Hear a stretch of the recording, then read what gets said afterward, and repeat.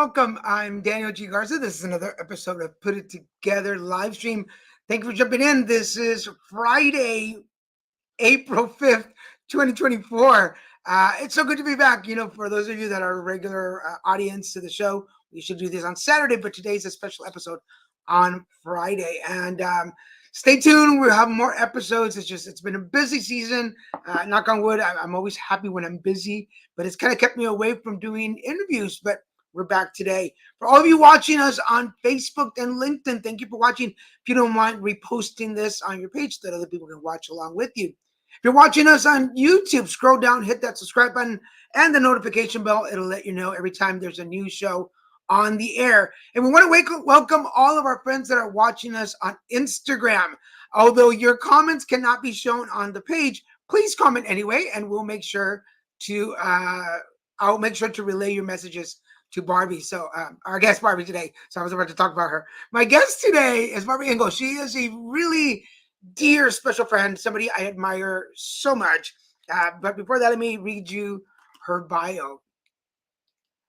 Barby Ingle is a reality personality with multiple rare and chronic diseases. Barby is a chronic pain educator, patient advocate, motivational speaker, and best-selling author on pain topics. Her blog, Modeling Reality, and how articles and media appearances, more than 2,000, are used as a platform to help chronic and rare disease communities. She presents healthcare from the patient's perspective, speaking publicly, sharing her story, and educating and advocating for patients across the globe. Over the past few years, she has received over 35 accolades for her advocacy efforts. You can follow her at kenandbarbie.com. As a daughter of two Army veterans and serving as the elite Miss Petite Thailand 2024, Barby shares the importance of marriage, family, faith, and love of the United States. She is also the candidate for Arizona State Representative LD7. As I say, she is a kick-ass. She doesn't always like the praises. So I'm going to say this before she comes on, so she doesn't fight me. Several years ago, her and Ken do this conference. She'll talk about the conference. But one year, she was on a scooter with an oxygen tank rolling around the conference, managing everything. And I admired and loved her before. But when she rode around with that oxygen tank, just like not slowing down and pushing us. And that was the year I won the IPN Award of Hope. And I was like, if she can do this on a scooter, I have no limits walking around and doing what I want. So I have some news to reveal after that. But with that, I'm going to bring in Barby. Hi, Barby. Hi, Daniel. Oh my gosh, I love you. I don't like talking about the sad negative times, but that's right. I did. I rolled around on my scooter and I invested my whole year into making sure that conference went well, and I was not going to miss it. So I had doctors on standby, the hospital nearby, the facility knew that I was in town and I might need help. But I made it through with that oxygen machine, and I was excited to be there with you and everybody else and present you the Hero of Hope Award. And what a fantastically sad and happy memory all wrapped into one. Yeah, well, it's one of those things that like you hear of people that like go to any extent to do their job, but I'm not even losing words. Like you just take it to that other level. Anyway, before we start into all that, most folks like to know how I meet my guests. And although, yes, I have been known to stalk people online to get them on the show, Barby and I met at Healthy Voices, 2017. 2016. No, 17, because 16 was the first year of it. I went to 2017 because then Positively Fearless started in 2018. You're right. Yep. 2017. Yes, 2017. And then 2018, we were advisors together. Yeah, and oh my goodness. Yay, Barbie, yay. Christian is watching. Hi, Christian. Yes, and she did it with Sal. She looked good on that scooter. Let me tell you, if y'all ever need a commercial for scooters and people that there, you got somebody right here. But yes, Yes. so for those of you that don't know about Healthy Voices is a conference put on by Johnson and Johnson. It's a yearly conference for about 150 um, advocates from across the country and outside the country. There's people that come from different diagnoses coming together to share, compare, take notes, and go do more and bigger, better work out there in the community. So, how did you get invited? How did you get involved with Healthy Voices? I heard about Healthy Voices through Julie Kroner, is her last name now. It was Cerrone, and through We Go Health, which is now Health Union.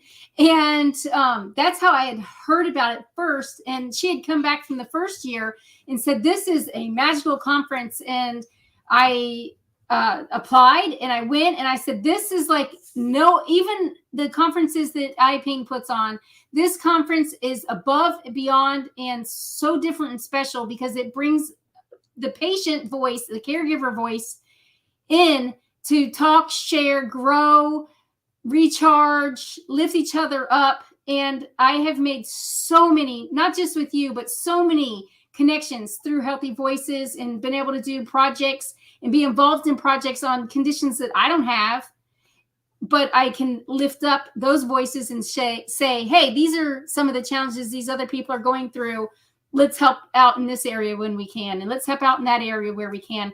And I think that's one of the things I love most about Healthy Voices is that it gives us a bridge to different silos. A lot of times we just get stuck in that one space, and Healthy Voices blooms you and brings you out of your silo and your space to really interact and be with people who are also go-getters and doers in life.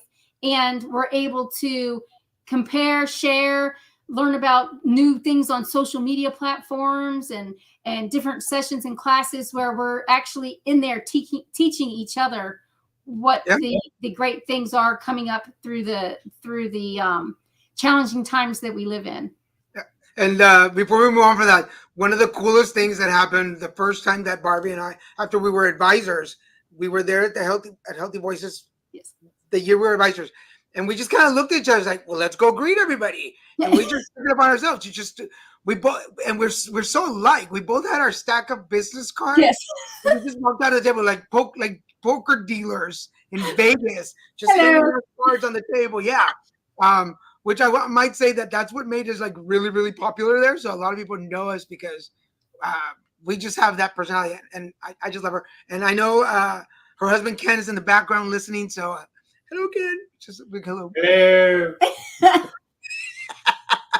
But the reason we're here is for you. So let's hear from you. So Barby Ingle, tell us how you put it together. Oh my goodness, so many things to put together. So today I will talk about my advocacy work and putting it together and why and how it brought me to where I am legislatively today. So in 2006, I helped start the International Pain Foundation. Back then it was called the Power of Pain Foundation.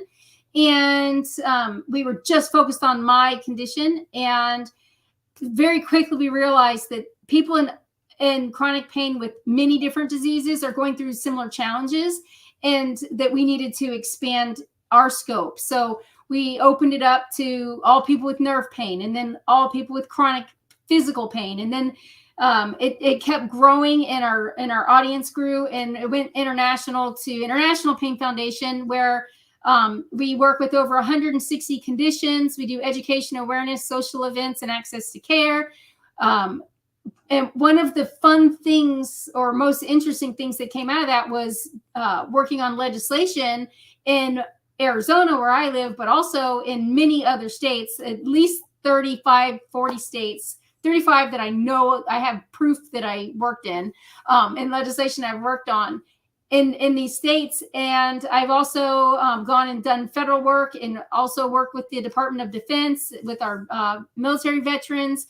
And through this process, I was learning and growing. But a couple of years ago, I was at a celebration dinner for a bill that had passed here in Arizona that I worked on for multiple years. And I got to meet one of the senators who, let me say, I testified in front of her and other representatives and senators since 2009. And I was just another story that came in front of them. And this was like the first time she actually knew who I was, and I actually made an impression. And you can imagine, I try to make an impression everywhere I go. And she just didn't remember, and she didn't remember. And then all of a sudden on this bill, she was actually kept on looking at Ken and talking to Ken and saying, you know, what her questions were. And Ken said, you don't need to be talking to me. You need to be talking to my wife. She's written at that time 9 books. She's published 9 books. She's a best-selling author. She talks about chronic pain all the time. She does so many different things to advocate, and you need to talk to her. And I started talking to her. She asked for a copy of my book, so I sent it the next day. She liked my book so much. It's a non-political book whatsoever, not politics. It's here's the challenges we have in healthcare, and here's some ways to overcome them, and how I've overcome them, going from wheelchair to walking, or as I say, wheels to heels. And I threw 2 proposals at her to work on bills, and she loved both of the ideas, and we started going forward in the process. And that was when I learned how to put it together. And that a bill isn't like passes the Senate, passes the House, goes to the governor, and now it's a law. There's so many processes that it goes through, and it could die at any time. So you have to stay on top of it and basically hand walk it through as an advocate. And now I know there's 32 steps to get a bill passed, and I know what all those steps are and how to navigate each of those steps when different challenges come up. And it was only because I did it. And because of that, I started teaching a legislative course, a 7-session course on how to do advocacy. And then I also shortened it and did in-person presentations, and still do in-person presentations that are a lot quicker and shorter, maybe 45 minutes to an hour and a half, where we go through the basics that gets a person started, and they can follow up with me. Hey, I'm stuck in my state. This is happening. I need to write a law to get it fixed. How do I research? How do I go through the process? How do I contact the legislator? And all of those types of things are taught in that course. So I've been doing that. And the senator that was helping me with those first 2 bills, she said, you would make a great legislator one day. And I was like, no, it's not for me. I'm on this path. And about a year and a half ago, I said, I need to let somebody else take control of eye pain, and step down as president after 10 years. And I feel like I'm made for more. I got to do something different and more. And I'm constantly evaluating my life. Daniel gave me a reading and said something very similar, like, you're doing the right things, but something new's coming, something more. And at first I prayed about it, and I talked to Ken about it, and other family members and friends. And I thought, I'm going to run for a boards and commissions in my city, because we had moved to a new city. And I applied, and I went for the interview, which is a public interview on camera in front of everybody who tunes in to watch. And I get up to their microphone, and they tell me, you live 3 houses outside of our city, therefore you don't qualify. So, like, roadblock, here we go. And again, I've had to find ways to overcome challenges. And I believe that God sends me pebbles, and I'm on the right track. And then if I get off the right track, he throws a rock at me, or 2. and I'm like, ow, that hurts. But I'm still, trying to go down the wrong road, or I think it's the right road. And then God throws a big boulder in the middle and says, find your way over, through, around, under, whatever it is, but you have to change course. The goal is still the same, but change course. And so I can't be on our city boards and commissions. I couldn't get involved in that way. And so I just continued to pray about it and look for opportunities and be open. And I went to speak at a health conference, and the governor's aide afterwards said, you would be really, really good for boards and commissions for the state level, especially in healthcare with chiropractics and medical doctors and nurses, and I said, sign me up. And so I filled out the application, and she gave me a referral and turned it in. And at first it was going really fast, and it looked like I was going to get appointed this year. And then all of a sudden they put me on a wait list. So I said, okay, God, something like, what am I supposed to be doing? What's the detour? Where's the detour? Here's the detour. But I still feel like I'm supposed to be doing something for my community. Then November comes, and I was in a parade. Hi. And and afterwards we went to the park, and there was like a community table set up. And at the community table, I'm a precinct committeeman. And at the table, we were giving out information about our district, which is District 7, and Legislative District 7, which is our state level and city level. And then we're CD5, Congressional District 5 for federal. So, and we were giving out stuff for both. But the head of this organization said, hey, you know, you do this healthcare stuff, and I hear you talk about legislation at our meetings, and it would be, you know, have you ever thought about running for office? And I was like, well, I've had health issues, and I got to think about this, pray about it, talk to people about it, talk to my husband, talk to my family. And it all ended up working out. And that was November 11th of 2023. And I declared my candidacy at the end of December 2023, and started getting all my stuff put together, paperwork and my intent to run and my bank account. And I had to set up a committee for my political run, as well as a federal ID, a state ID. There was a lot of work to do. And some of the people that are challenging me in this race have been working on it since January of 2023 or earlier. Oh, wow. And so I was way behind. And I just looked at the to-do list and started going through it, tackling it. Ken and I decided, if I'm going to run, we're going to do this together. And he's going to help me with the door knocking and talking to people, and help through the whole process. It has to be you have to have some support when you're running for office.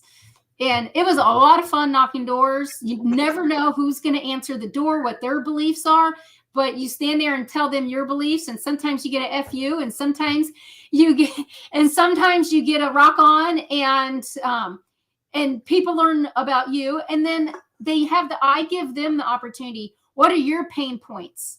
I hear about healthcare, and I've done so much. I'm an expert in healthcare legislation, advocacy, and getting the rules and laws changed in this area. There's other areas that are important. And I got a whole earful from people who are like, well, I want this in education, or what do you believe or think about school choice, or whatever their issue was. And I was able to really listen to them, go back, study it more, research more, and broaden what I was focused on. So instead of just healthcare, as a legislator, you have to be able to multitask, which check, I'm good at organizing. I think that's my superpower. But also listening to people and being there to represent all the voices in your community. And our community is 4 counties large. Wow. So it's quite a lot, from Flagstaff, if you know Arizona, or you look on a map, Flagstaff to Florence, and then over to Oracle and back up to Navajo Nation. So it's a very huge, very diverse community, and you have to have someone who can listen to what the people need, want, and understand that with this diverse district, there's different needs and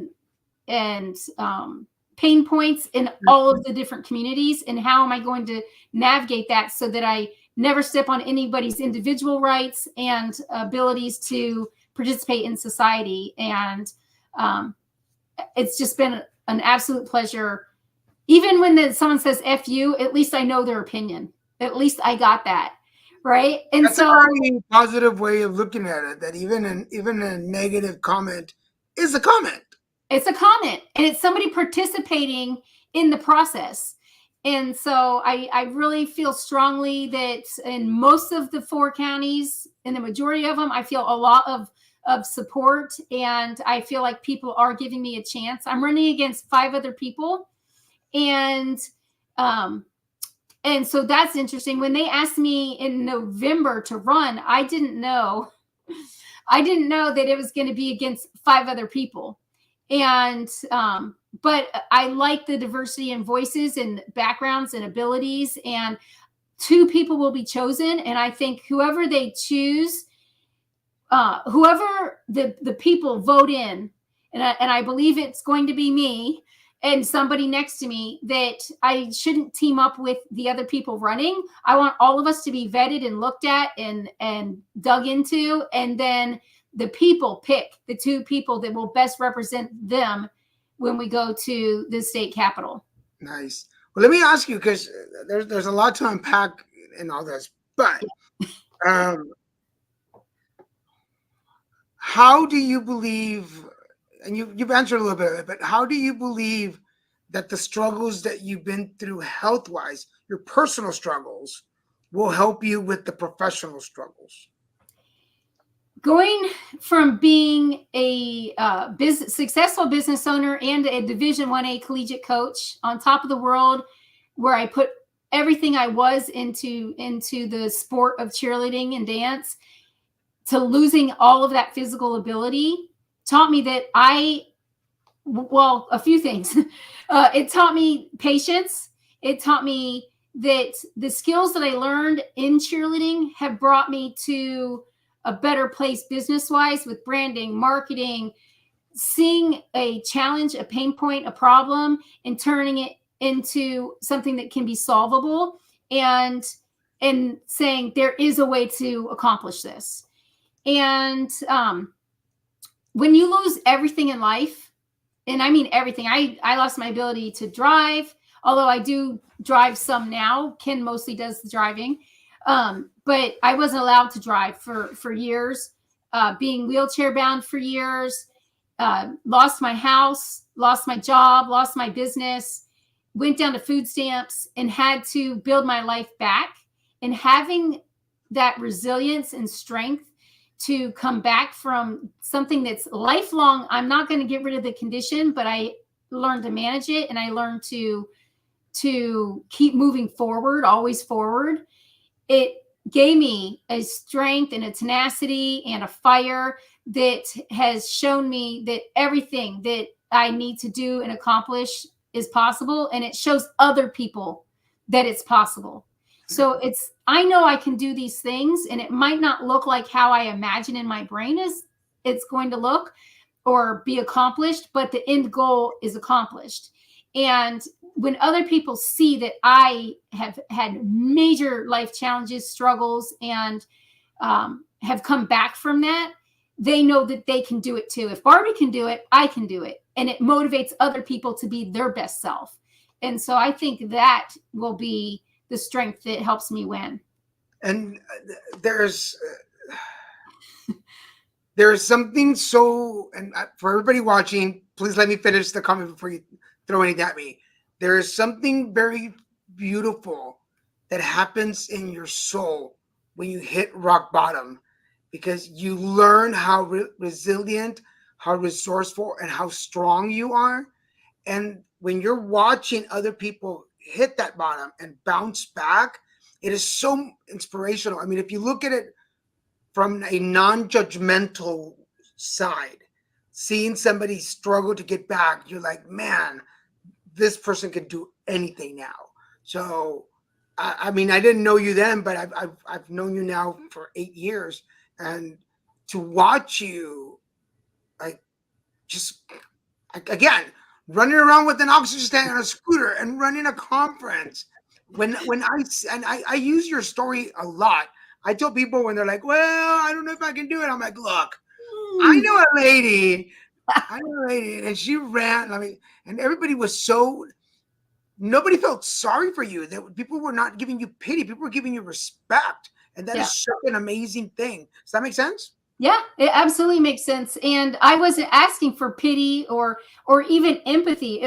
This is my goal, and I had put so much of me into that conference. We had people coming in from other countries, from Africa and the UK and Canada and all over the US. I could not let myself down or let other people down, and I wasn't contagious or anything that would harm somebody else. It was done under consideration of my providers. And yes, should I have been in the hospital? Yeah. I went into the hospital immediately afterwards. Looking back, maybe.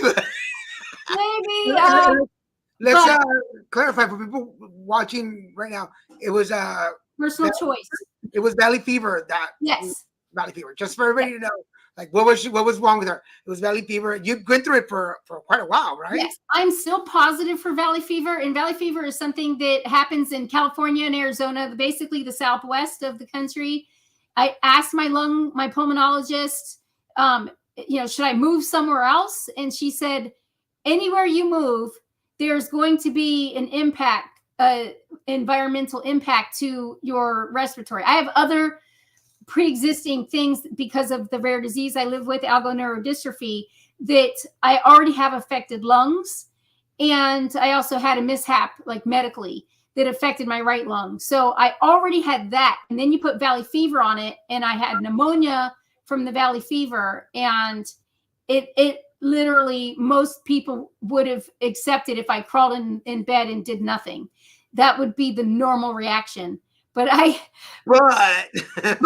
I'm Barbie, and I have migraines for days sometimes, and you got to keep going and you adjust. Hey, can we turn the lights down? Can we do whatever it is that I need to do for me? It's going to be different for everybody. So I'm not giving medical advice. Do what you need to do in your situation. But I talked to my doctors. I'm like, look, I have this conference. You're on standby. The hospital's on standby. Some of my providers were at that conference. So I felt good knowing that I at least had doctors in the building. Hey, I'm gonna say this: if you're not feeling well and you're running a conference, at least run a medical conference, right? Tip. And so having providers there, knowing, okay, I had a 20 millimeter mass on my lung. So on top of like feeling sick from the valley fever, I also I have restricted airway breathing. And then you add a 20 millimeter mass, which now is 6 millimeters. It's still there, but we've gotten it to shrink. It will be on my lung probably till I die, because I'm not going to have them cut me open and take it out. But at that time it was 20 millimeters. So like going 6 steps was like, I'm going to drown and die. I had to be on the scooter. I had to have the oxygen. Otherwise, I would have been in the hospital on oxygen, not walking in bed, them telling me to rest. I wholeheartedly, like, there are a few people that I validate the "if I can do it, you can do it" sentence. But coming from you, it's definitely, and folks, I am not because she's my guest and she's one of my dearest friends, but truly, in my brain, it's always, and she hates when I say this, but I'm always in competition with Barbie somehow. Like, what is she up to? What is she doing? And I'm like, but it's that competition is like, hey, if Barbie is doing this, what can I do in my circle? What can I do to highlight that? And but to me, I'm very competitive. And so when you say you're being competitive, I'm like, no, you're not my enemy. I want to work with you. I want to lift you up. And so it's like, I don't want to be competitive, Daniel. I think we both can be at the top of the mountain, along with many, many, many thousands of other people. We can all lift each other up. There's times to be competitive. Oh, Ken. There's times to be competitive, and there's times that you have to work together. So it's like, I have, like, in my race for legislative District 7 state representative, I have 5 opponents. I am being competitive with my 5 opponents. At the same time, at the end, I have to work with one of them. 2 of us are going to be elected. And so I I know that I can't just destroy them. And that's how I don't want to destroy you when you get competitive with me of what can I do to lift myself up? I want to help lift you up so that we're rising together. Yeah. And but okay, so I'm going to say this because it's something new, and I just mentioned it to her.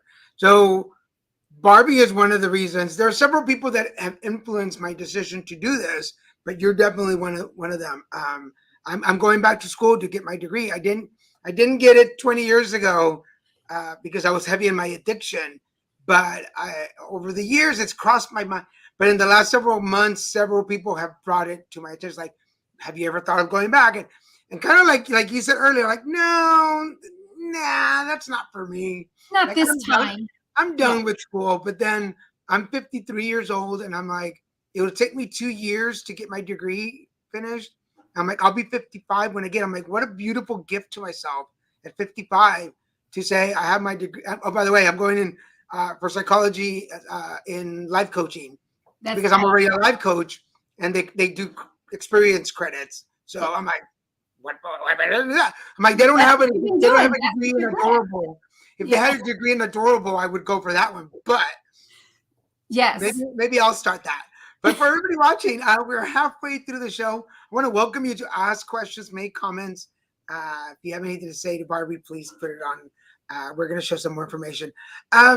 So can we talk a little bit like, because it's going into politics, and we've seen politics on the news, we've seen politics on TikTok, we see politicians all over the place. Can you tell us a little bit how that conversation went? First of all, in your head, saying, "Okay, I want to do this," and then, well, Ken and the rest of your family. Yes. So running a nonprofit. I was chairman for 2 years and then president for 10 years. You can't talk politics. Everything is bipartisan, bicameral. You're trying to get help for the people that need help. And so I've not ever really done a lot of public politicking. And even now, like, people will say, well, who are you voting for? Who do you want next to you? Who do you want for sheriff? Who do you want? Who do you want? Who do you want? And I'm like, those are private questions that you're not supposed to talk about. And switching my mind over the last 3 months to it's okay to talk about these things. And we all have the right to share our voice and what we believe. And that it's a whole new world. I never, that's mostly on a federal level. I'm a little behind. Sorry. When you see it on TV, you see it on a federal level. Yes, when you see it on TV, you see it at federal level. You sometimes see things get heated, like on a state level, on a county level. In Arizona, it's like the Wild West, and we got people suing people in the same parties and different parties. It like doesn't even matter. It's like it's politics is wild, and you also see in that, like, you see people that you thought were really close to you, and they've known you and the true you all this time. You just never spoke politics. They come out and they're like, hey, wait a second. You have a D behind your name, an R behind your name, an I behind your name. Who are you? You're not the person I thought you were. But really, we are the same person. We just never talked about these areas of our life. We talked about who we are individually, and I have tried to lift people up no matter what your background is. And so to me, it's very interesting, odd, awkward sometimes, saying I'm running as a Republican and this is what I'm doing, because I didn't get to talk about it for so long. And I talked to my family. My older brother is a politician in Virginia, and he's on the board of supervisors. And so he's been a source of inspiration for me. And his wife has been a source of inspiration for Ken and I to say, as a spouse, what do you do to help support the person that's running for office? And how can we make this the most successful experience? My favorite part so far is stopping and talking to the people. We talk in the grocery store and the hairdresser and anywhere we go. We're now talking about issues and what do you find in schools and what do you find in here and there, and what do you think about solar? What do you think about this? What do you think about that? What about water rights and things that people don't necessarily think about but are important to society? Even like our energy grid in our country, we haven't created a new transformer in more than 30 years. So things like that it's awkward, but it's at the same time, how can we make where we live, who we live, and how we live better? Yeah. And I mean, I like, for instance, on our Christian and Daniel show, we have 3 topics we don't talk about: religion, religion, politics, and sports.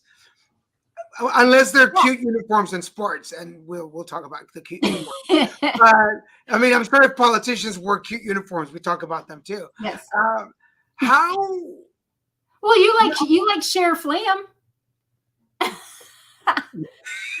right? Oh, Sheriff Lamb, yes. He's running for federal Senate, and he has a really good chance to be a federal senator.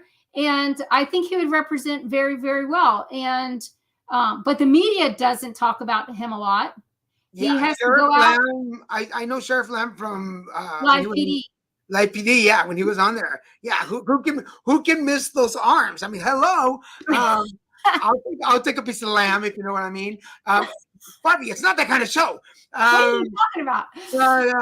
But let me ask you this question, because you just brought up something really interesting.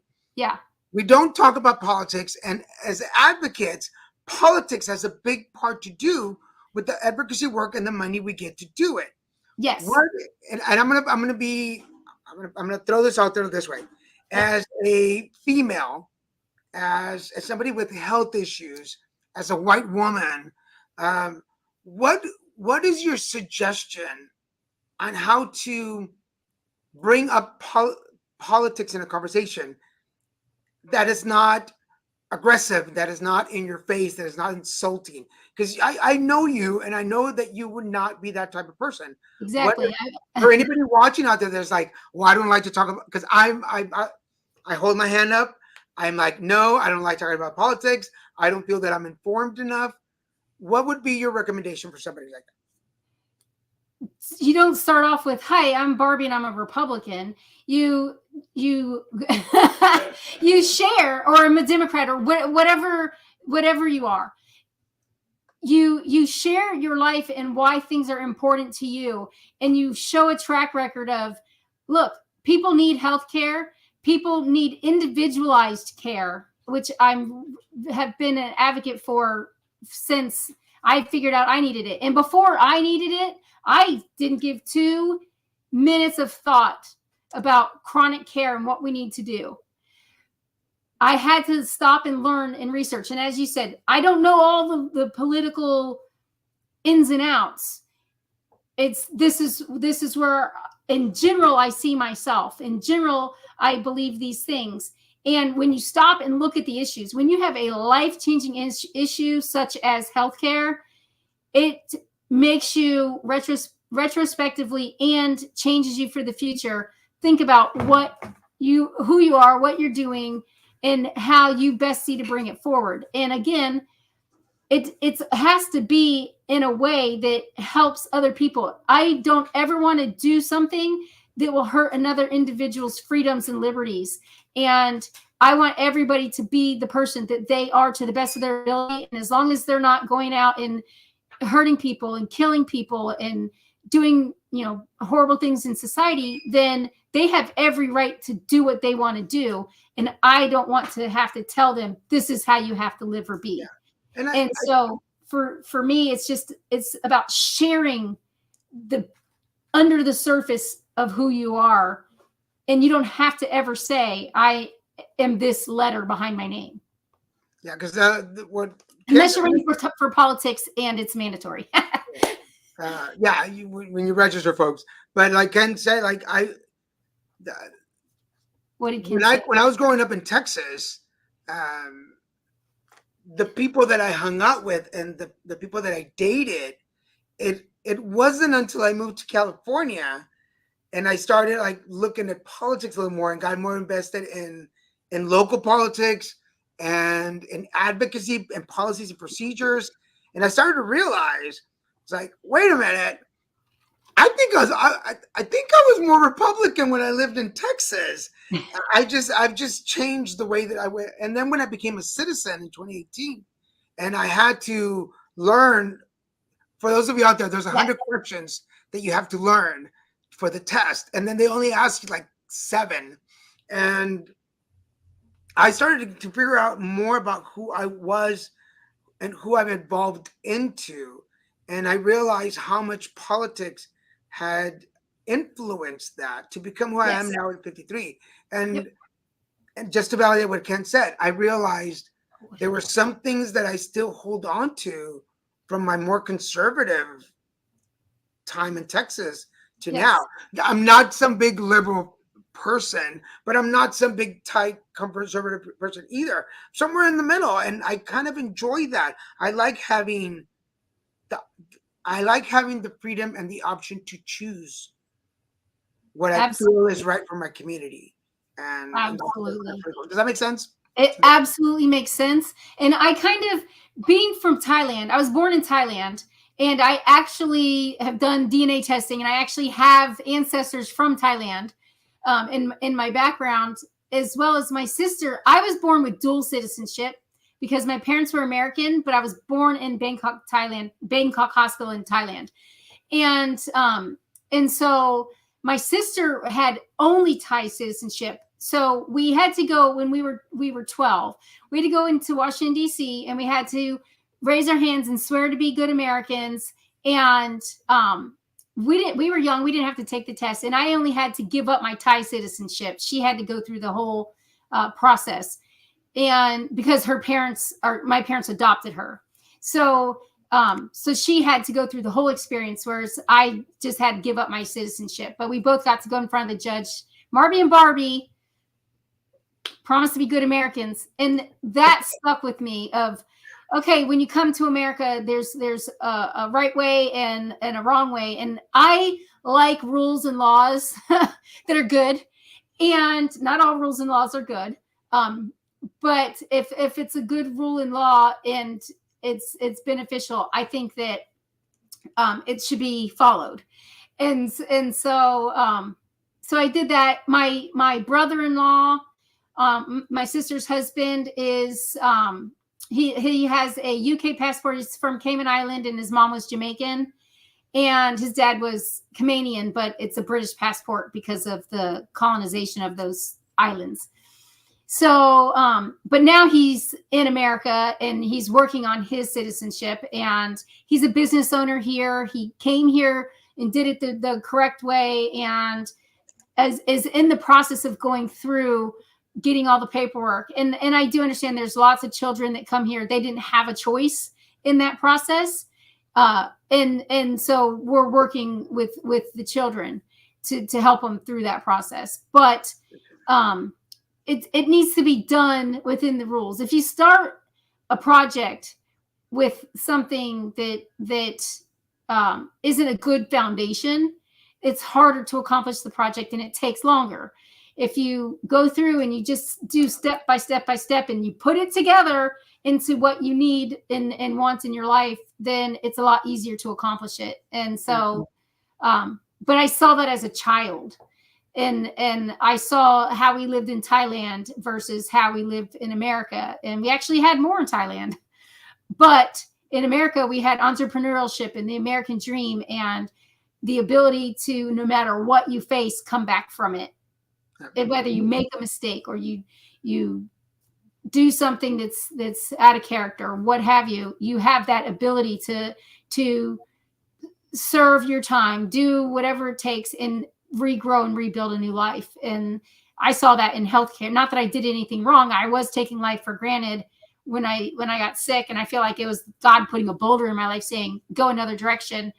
But when that happened, it was eye-opening and taught me the life lessons that I needed so that I could be here for this time and for this purpose.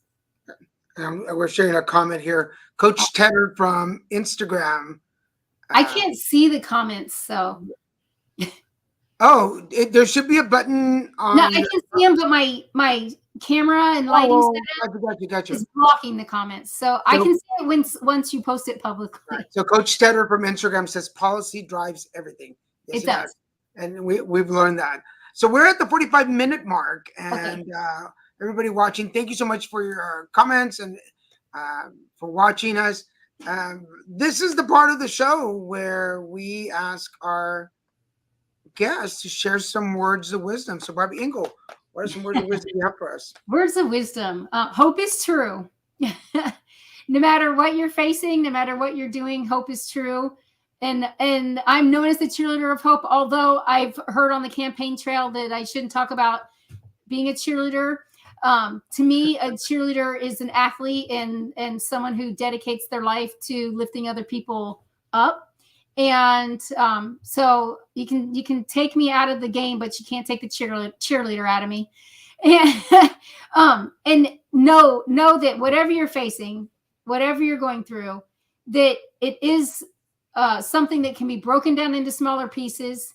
You can find ways to piece it together so that the goal happens, no matter what it is that you are going through. If you're on the right path, it will start working out for you. It might be hard, it might be challenging, and nobody says life is fair or easy. So know that you will go through some things, just like I've gone through some things, but it is absolutely something that you need to really hold on to hope, because even the smallest spark of hope can get you through the worst of situations and keep you moving forward. And when you do that, everything is possible. Awesome. Well, we're going to show, for those of you watching, even if you're watching on replay, please make some questions. I'll make sure I'll get those to Barbie and get you an answer. So this is the Ken and Barbie page. Yes. I'm going to scroll through it. Can you walk us through it? What are we seeing?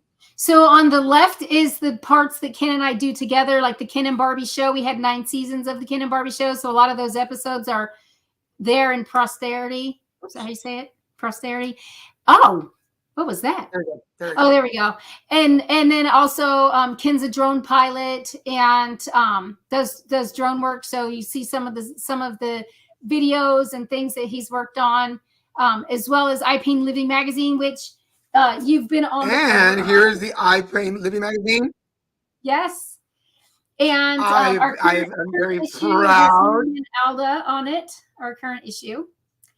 And nice.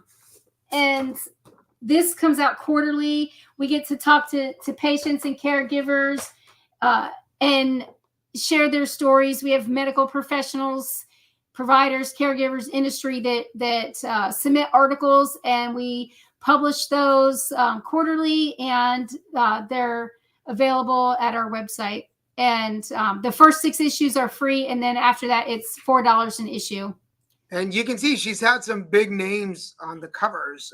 Yes. So I was very honored to be on the cover because you've had Paula Abdul, Jerry Mathers on there, and two very famous people. Yeah, you have to earn a cover spot. You have to have an IMDb and be working in the media field in some way, which earns you the IMDb. And so once you have your IMDb and you have a good health story that can teach life lessons to other people that are going through something similar, then we reach out and say, hey, we see that you had prostate cancer or breast cancer or Lyme disease or RSD or whatever it is that you're facing. And we try to choose a wide variety of voices for the cover as well, male, female, as well as race, age. Pain does not discriminate. And we want to make sure that people are feeling represented and see that this is affecting all humans. 1 in 3 humans, 1 in 3 in America, and 1 in 5 worldwide live with a chronic pain disease. So we want to make sure that we're representative of the whole entire community worldwide. And I'm very proud that I made the cover of Spring of 2020. So for those of you, Iris. right? Yes, the top of the magazine says coronavirus. I am not the coronavirus, just to clarify. But yes, I made the cover, and I'm like, right, ooh. So everything that year got canceled, all the conferences and stuff. Yes, everything. And this changed like last minute. Our publishing team was like, oh no, we had something else across the top, and they were like, no, you have to put coronavirus. That's the lead story. I was like, no, Daniel's the lead story. Hello. Is it gonna be the little Mexican that gets knocked off? What's going on here? Right. Why so I gotta be coronavirus? The whole lower third. But I also want to show the folks your campaign page. So let me bring that up. Oh. There we go. Yes, and that's at barbyingle.com. So all of my main stuff was at barbyingle.com, and all the stuff that was on barbyingle.com is now on Ken and Barbie. The logo on the right-hand side of the last page that Daniel showed is the stuff into what was on my barbyingle.com. And Gotcha. then we used my barbyingle.com for my political site to bring together everything that has to do with LD7 and my platform and why I'm running and who I am and my background and all of those goodies. So if you go to priorities, I just recently put a little mini magazines type of thing together, and you can click on it and click through it, and it actually has more paragraph essay type things about my platform and priorities and some of the things that I plan to do if I'm elected, which I believe that I will be. Excellent. I will be. I love that. So make sure to go check out. Let me put up the other. Here's the other part. And I've actually had a couple of endorsements. Dr. Joshi, Josh Joshi, Jay Joshi from Daily Remedy is endorsed me, as well as Dr. Chris Whaley, who has also been on our cover of our magazine. Also reached out when he saw I was running. He reached out and was like, "Can I give you an endorsement?" And I was like, "Heck yeah!" So I got an endorsement from him as well, and I just made it onto the ballot last week. So now people are starting to pay attention. I'm starting to get interviews. This is I've done like 2 pre-interviews saying I hope to get on the ballot. Now I'm on the ballot, and now I'm talking more about my platform and campaign and connecting with people and doing more of that, which I absolutely loved the last 3 months in that process. But now it's like a new phase of what I'm doing. And then if you want to check her out, this is her Facebook page. So go check out for more info and more stuff. Crystal. Hi, Crystal. If I was in your district, I'd vote for you, Barbie. Yep. If I was in her district, I would be there with her too. Thank you. And I strongly believe when you reach out to a legislator that they should, especially if you're in their district, they should contact you back, even if it's to say, I don't agree with you, or I can't support this bill because this is all great, but this one line kills the bill. Whatever it is, whatever your answer is, be strong and sturdy and convicted in whatever you stand for, and have the balls to stand up and say, I have the boobs to stand up and say, this is where I stand.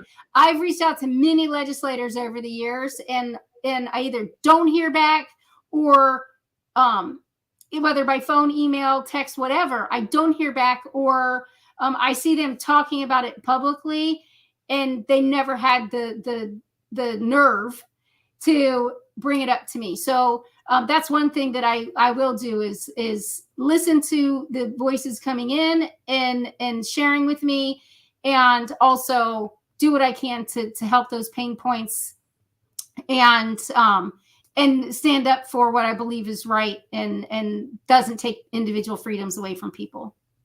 I mean, I just can't say enough about you. There's a level of admiration for everything that you're doing. Thank you. From one health advocate to another, and having shared stories, having shared meals, having been in your house. Yes. Come back. Yes, I need to. But I just want to tell folks out there, if you're watching this and you happen to be in her area, please listen to what she has to say. And whether or not you're part of the political party, but just to hear a story of resilience and resourcefulness and being brave in the face of fears and um, etc. You know what I'm talking Yes. about. I don't want to get, Everything going wrong. but Yeah. yeah, definitely somebody who's overcome.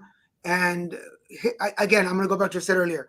Watching somebody that can hit a rock bottom and bounce and go, I'm going to bounce even higher than I could before. I think that's definitely you. So I'm very proud of you. I'm so Thank excited for you. you. And I'm proud of you. Congratulations on going back to school and for all the successes that you're having. It's really awesome to see other advocates succeed and make a difference. And it takes so many of us to step up and do something. We only fail when we don't step up. We only fail when we don't help where we can help. And that's what I aim to do as a legislator. And that's how I've lived my life for the last 51 years. So I really hope that as you said, people will check me out, but also I hope that they check you out and they look at some of your other podcasts and things that you're doing, and even look at some of the entertainment things that you do, and maybe have you come to a party or a function or a fundraiser to help them out with whatever their needs are. We can all lift each other up in that way. Thank you. You're welcome. That says a lot. By the way, I was running here for those of you. If y'all remember last year, I did a small little live stream from the World Kindness Day that we do here in Laguna Beach, which this year will be November 16th, I believe. Anyway, I was just asked to be part of the board for World Kindness Day. So that's why I was running late. I was coming back from that meeting. So I will probably bring you some more information on that, folks. Barbie, thank you so much for being on the show. I so appreciate you. We're running out of time, but we could talk forever. But yes. And I love you. I love getting to spend time with you and see you and share and work on projects together, like the featurette project and anything that you're doing. I didn't show the picture. Oh, hey, yes. Tell them about this picture. So this was the first time that Daniel met Ken, and we had brought him in. We were doing a project taping in Los Angeles for a project called iPain Featurettes, and we chose 15 patients to come in and share their story and their journey to help inspire and motivate other people that are going through similar challenges and help them find their way. And this was a behind the scenes picture, and it was awesome time. We got to reconnect and reunite on a project outside of Healthy Voices, and I think that was the first time we did a project together outside of Healthy Voices, and I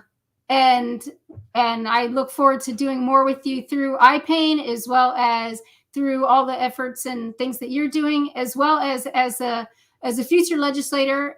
I hope that when I need a voice and you have something to offer, that you can step up and share that and help people as well.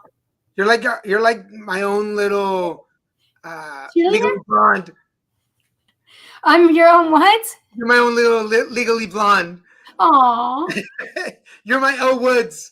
Yes. One more last thing. Yes. I normally dye my hair brown for summer or for winter and blonde in the summer. And I went brown for winter, and that was the #1 comment knocking doors. This is you. Looking at my card, this is you.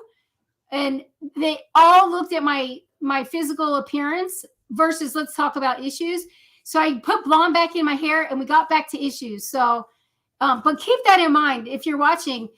Looks matter, but when you're running for office, I'd rather talk about policies and issues and what I can do to help my own district than what my hair color is. So I went back to blonde, and now we're talking issues. So I fixed that, found a way to fix it, but it's definitely something that's out there. People look at what you look like and pay attention to that. So luckily I was blessed.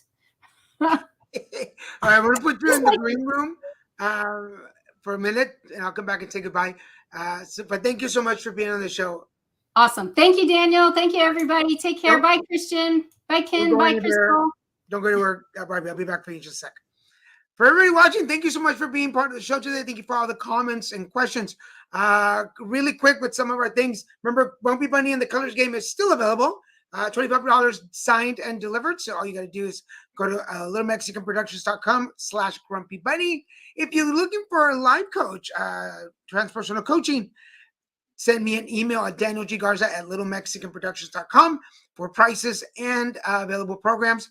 If you're looking for spiritual coaching or mentorship coach consultations, contact Christian at, I forgot, I just realized I don't have his name on there, at cprmir@att.net for more information. Usually we show this on the Christian and Daniel show so people know who he is. And our friend Richard Wayne Kilgore II, who does sound baths, Regutech training, tarot cards, and astrology. Go find him at Richard Wayne Kilgore II at gmail.com or rwk2.com for more information. I want to thank Barby Ingle for being on the show today, and I want to thank you for watching. And hey, this is Daniel Garza saying, put it together. We'll see you next time. Bye-bye.